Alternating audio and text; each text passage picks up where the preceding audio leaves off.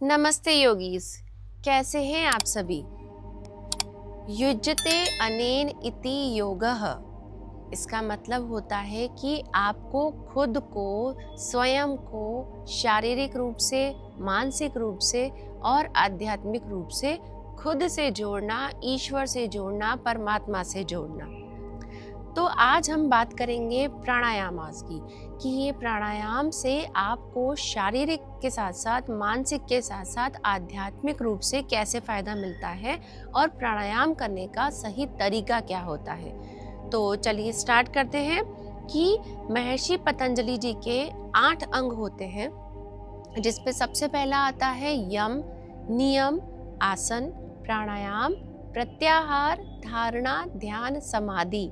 तो जैसा कि मैंने आपको सीक्वेंस बताई, तो सबसे पहला आता है यम नियम, यानी कि आपके नेचर में आपको चेंजेस लाना पड़ेगा, आपके बिहेवियर को आपको अच्छा करना पड़ेगा। बिहेवियर का मतलब ये नहीं है कि हमें हम सबसे ज़्यादा बुरे हैं, नहीं। हमें गुस्सा आता है, हमें उस पर कंट्रोल करना पड़ेगा, हमें कुछ चीज़ों को फॉलो करना पड़ेगा, क्योंकि अब हम योगीज बन चुके हैं। वी आर नॉट ऋषि मुनीज, हम कोई संत साधु सन्यासी नहीं है, हम एक साधारण इंसान हैं, लेकिन हम अपने एटलीस्ट गुस्से पर कंट्रोल कर सकते हैं, मोह को थोड़ा सा दूर कर सकते हैं। दैट इज यम नियम। और यम नियम को ब्रीफ तरीके से हम फिर किसी एपिसोड में समझेंगे। तीसरे नंबर पे आता है आसन। आसन जो कि हम योग अभ्यास करते हैं, जिसमें हम सूक्ष्म व्यायाम को भी ऐड करते हैं, जिसमें हम सूर्य नमस्कार को भी ऐड करते हैं, जिसमें हम आसनों को भी इंक्लूड करते हैं, जिससे कि हमें शारीरिक रूप से स्वस्थता मिले, यानी कि हम अपने आप को शारीरिक रूप से स्वस्थ कहें। चौथे नंबर पे आता है प्राणायाम। तो ये सबसे बड़ा क्वेश्चन है कि पतंजलि जी ने चौथे नंबर पर प्राणायाम को क्यों रखा, उन्होंने तीसरे नंबर पर क्यों नहीं रखा। क्योंकि जब आप अपने शरीर को थकाते हो तो आपका मन मेडिटेशन में लगता है, तो आपका मन प्राणायाम में लगता है। हम सोचेंगे कि हम बैठकर किसी भी तरीके से हम कहीं से भी आकर बैठ जाएंगे और प्राणायाम में हमारा मन लग जाएगा, प्राणों का आयाम हो जाएगा, तो दैट इज़ नॉट पॉसिबल। जब तक आप अपने शरीर को थकाएंगे नहीं, जब तक आपको खुद को नहीं लगेगा कि मेरी ब्रीदिंग फ्लक्चुएट हो रही है, तो आपका पूरा ध्यान ब्रीदिंग पे नहीं जाएगा। इसलिए पतंजलि जी ने कहा है कि सबसे पहले आप आसन कीजिए, अपने शरीर को थकाइए और उसके बाद आप प्राणायाम का अभ्यास कीजिए। तो प्राणायाम को करने का सही तरीका क्या है, क्योंकि जब हम प्राणायाम को गलत तरीके से करते हैं तो उसके रिजल्ट्स भी हमें गलत मिलते हैं। तो हमें प्रॉपर तरीके से, किस तरीके से करना चाहिए, कब कब करना चाहिए प्राणायाम को, कि हमारे शरीर को फ़ायदा हो, हमारे शरीर को नुकसान ना हो और फ़ायदा ज़्यादा हो। तो आज हम उसी के लिए बात करेंगे। तो आज हम 3 तरीके के प्राणायाम की बात करेंगे। फर्स्ट इज़ अनुलोम विलोम प्राणायाम, दूसरा है नाड़ी शोधन प्राणायाम और तीसरा है भ्रामरी प्राणायाम। तो स्टार्ट करते हैं बिना विलंब किए हुए। तो सबसे पहले हम बात करेंगे कि प्राणायाम को कब कब करें। तो प्राणायाम को वैसे तो ग्रंथों के अनुसार 4 पहर बताया गया है, यानी कि आप 3-3 घंटे के गैप में कीजिए प्राणायाम को। अगर आप व्यस्त हैं, क्योंकि हम गृहस्थ हैं, हम लोग ऑलरेडी वर्किंग में हैं, तो दैट इज़ नॉट पॉसिबल कि हम 4 बार उस प्राणायाम को कर सकें। वैसे हार्डली 1.5 से 2 मिनट का टाइम लगता है एक प्राणायाम को करने में, बट फिर भी अगर हमें लगता है कि हम इतना भी शेड्यूल आउट नहीं कर पाएंगे, तो आप कम से कम, ठीक है, तो आप एटलीस्ट 2 बार प्राणायाम कर सकते हैं, कि एक तो सुबह उठने के बाद और एक रात को सोने से पहले। तो हमारा पूरा दिन बहुत ही स्वस्थ तरीके से निकलता है और बहुत ही खुशी से निकलता है। अदरवाइज हमारे पास चिंताएं बहुत हैं, हमारे पास स्ट्रेस बहुत है, वो कंटिन्यू चलता रहता है। लेकिन प्राणायाम से आप स्ट्रेस के ऊपर भी कंट्रोल कर सकते हैं। हम ये समझ लेते हैं कि ठीक है, ये प्रॉब्लम आई है, इससे हम आगे निकल जाएंगे। तो स्टार्ट करते हैं कि प्राणायाम का अभ्यास कैसे करें। तो प्राणायाम के अभ्यास के लिए सबसे पहले आपको सीखना रहेगा पद्मासन। पद्मासन। लेकिन जब तक ये पद्मासन का अभ्यास अच्छे तरीके से नहीं हो जाता, तो क्या हम प्राणायाम नहीं करें? नहीं, हम प्राणायाम कर सकते हैं इन सिटिंग ऑफ वज्रासना, जो कि इस तरीके से आपकी नीज को बैंड करके और आपके दोनों पैरों को आपके नितंब यानी कि आपके हिप के नीचे रखकर, जिसमें हम बहुत कंफर्टेबली बैठ सकते हैं।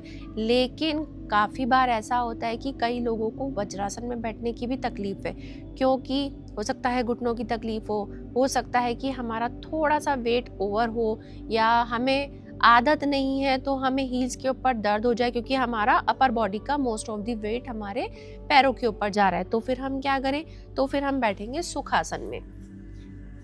लेकिन सुखासन में बैठने का एक तरीका होता है कि आपको, जिसे हम आलती पालती बोलते हैं, इस तरीके से न बैठकर आपके दोनों पैरों को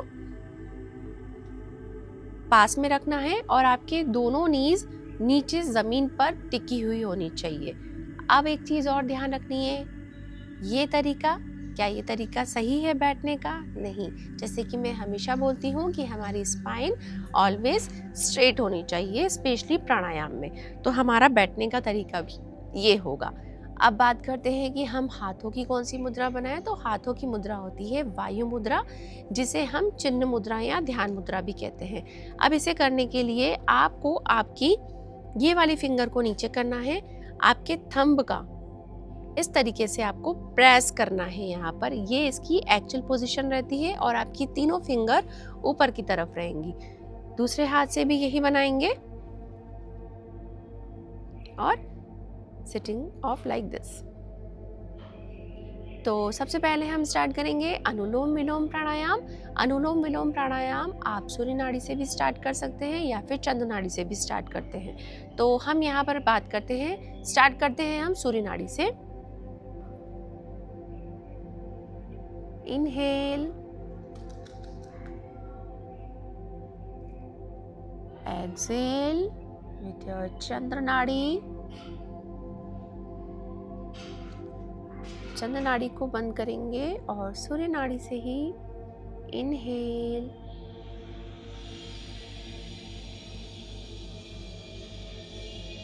एक्सेल,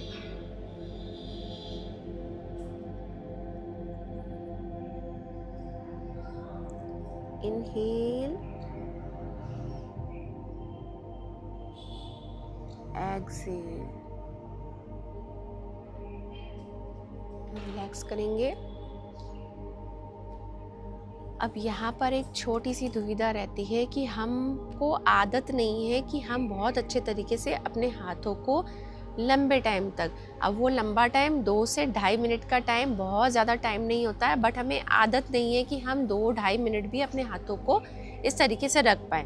तो हम जब स्टार्ट करते हैं प्राणायाम का इनिशियल अभ्यास करना, तो अगर हम चाहें तो हम इस तरीके से हाथों को सपोर्ट दे सकते हैं, बट ट्राई करेंगे कि हमारा जो इनहेल और एक्सहेलेशन है वो सही तरीके से हो। एक बार फिर से ट्राई करेंगे। इनहेल, एक्सहेल, इनहेल, एक्सहेल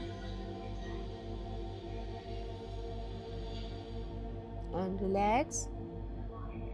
जब आप ये प्राणायाम खुद से करेंगे तो आप खुद से फील करेंगे कि वाकई में एक्चुअली जब हम प्राणायाम का अभ्यास करते हैं तो हमें आसपास की चीज़ों से कोई मतलब नहीं होता, लेकिन उसके पहले आपको आपके शरीर को थकाना रहेगा, या तो आसनों के द्वारा या फिर सूक्ष्म व्यायाम के द्वारा या फिर सूर्य नमस्कार के द्वारा। अब ये तो हमने बनाई वायु मुद्रा।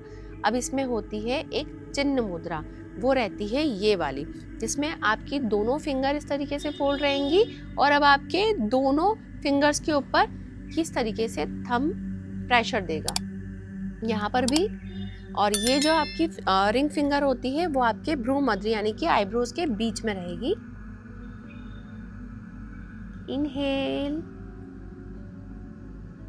Excel, inhale, exhale and relax. तो ये तो किया हमने अनुलोम विलोम प्राणायाम का अभ्यास। अब बात करते हैं नाड़ी शोधन प्राणायाम की। तो नाड़ी शोधन प्राणायाम दो तरीके से होता है। एक होता है नाड़ी शोधन प्राणायाम, एक होता है नाड़ी शोधन कुंभक प्राणायाम।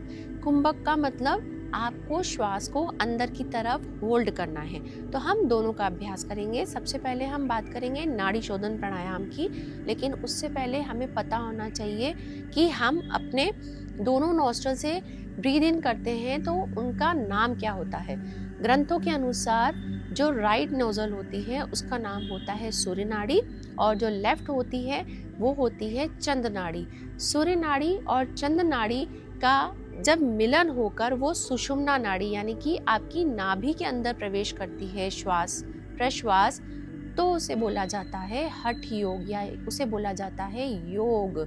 तो हम भी यही करते हैं, हम इनहेल और एक्सहेल करके उन्हें डायरेक्टली और इनडायरेक्टली सुषुम्ना नाड़ी में प्रवेश करवाते हैं। तो स्टार्ट करते हैं नाड़ी शोधन प्राणायाम विदाउट कुंभक। इसके लिए भी हमें चिन्ह मुद्रा या ध्यान मुद्रा बनानी है। इनहेल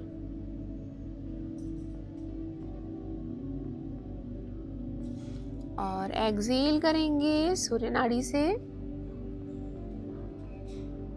और सूर्य नाड़ी से ही इनहेल और चंद्र नाड़ी से एक्सहेल। ये पूरा एक राउंड पूरा होता है। ठीक है, तो वापस से स्टार्ट करेंगे। इनहेल करेंगे विद चंद्र नाड़ी,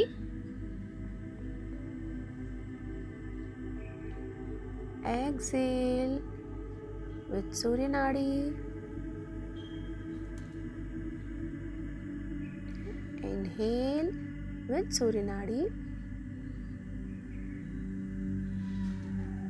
and exhale with चंद्र नाड़ी। एक बार फिर ट्राई करेंगे। Inhale,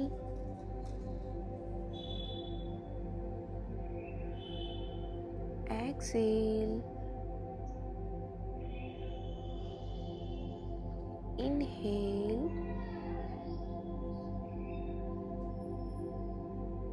exhale,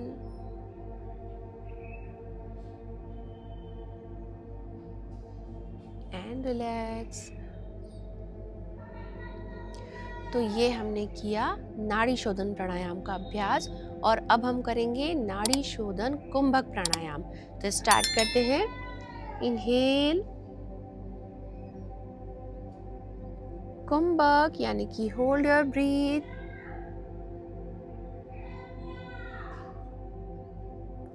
exhale,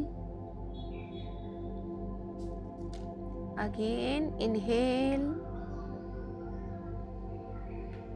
hold,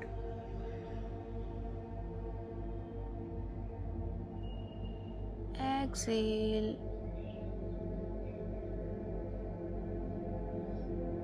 and relax। अपनी सामान्य स्थिति में आ जाएंगे। आप खुद से ट्राई कीजिए, आप खुद फील करेंगे कि नाड़ी शोधन प्राणायाम और नाड़ी शोधन कुंभक प्राणायाम को करते समय कितना ज़्यादा फर्क आप खुद फील करेंगे कि जब हम कुंभक करेंगे, जब हम होल्ड करेंगे अपनी ब्रीथ को, तो हमें नाड़ी शोधन प्राणायाम से ज़्यादा सुख की अनुभूति होगी। लेकिन ये बिना अभ्यास के संभव नहीं है। अब इसका टाइमिंग क्या रहता है? तो ग्रंथों के अनुसार तो इसका टाइमिंग है कि जितनी देर में आप इनहेल कर रहे हैं उसका चार गुना यानी कि 4 टाइम आपको होल्ड करना है, और जितनी देर में हमने इनहेल किया उसका डबल हमें एक्सहेल करना है, यानी कि ये रेशो रहेगा 1:4:2। लेकिन स्टार्टिंग में हम इसे 1:1:2 भी कर सकते हैं, 1:2:2 भी कर सकते हैं। बिल्कुल स्टार्टिंग में जब हम इनिशियल स्टेज पे रहेंगे तो ये पॉसिबल नहीं है, लेकिन जब धीरे धीरे अभ्यास हो जाएगा तो हम 1:4:2 में भी पहुंच जाएंगे। नेक्स्ट प्राणायाम हम करेंगे भ्रामरी प्राणायाम। तो भ्रामरी प्राणायाम के लिए हमें अपने 5 फिंगर्स को ओपन करना है, हमें अपने थंब को कान से लगाना है और कान को बंद करना है। एक फिंगर हम अपनी आईब्रोज, एक अपनी आंखों पर, एक फिंगर अपर लिप्स और एक फिंगर अपर लिप्स के नीचे। कान को अच्छे से बंद कर देंगे, कमर हमारी सीधी रहेगी, चेहरे पर किसी भी प्रकार का कोई तनाव नहीं। ब्रीथ इन और फिर हम करेंगे म की ध्वनि।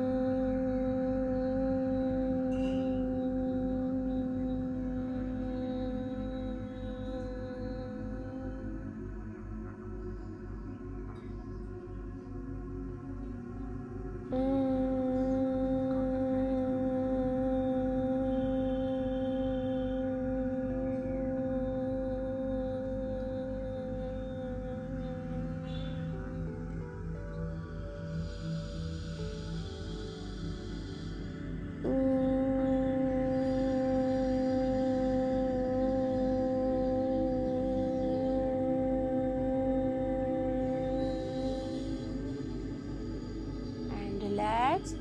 धीरे धीरे अपनी फिंगर को एक एक करके अपने चेहरे से हटाकर फिर से आएंगे चिन्ह मुद्रा और धीरे धीरे अपनी आंखों को ओपन करेंगे। भ्रामरी प्राणायाम का अभ्यास करते हैं तो हम खुद से फील करेंगे कि हमें आसपास की कोई भी ध्वनि नजर नहीं आती, हमें सिर्फ अपनी अंदर की म का उच्चारण जो हम करते हैं उसकी ध्वनि बताई जाती है या उसकी ध्वनि हमें फील होती है।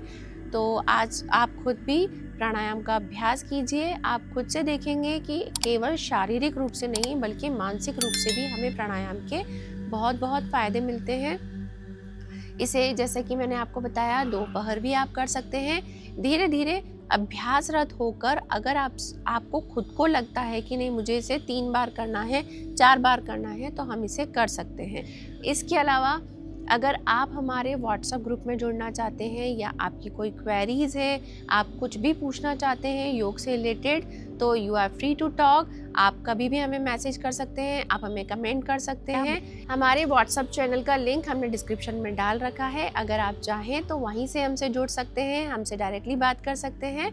तो आप प्राणायाम का अभ्यास करते रहिए, स्वस्थ रहिए, खुश रहिए, मस्त रहिए और योग अभ्यास करते रहिए। धन्यवाद।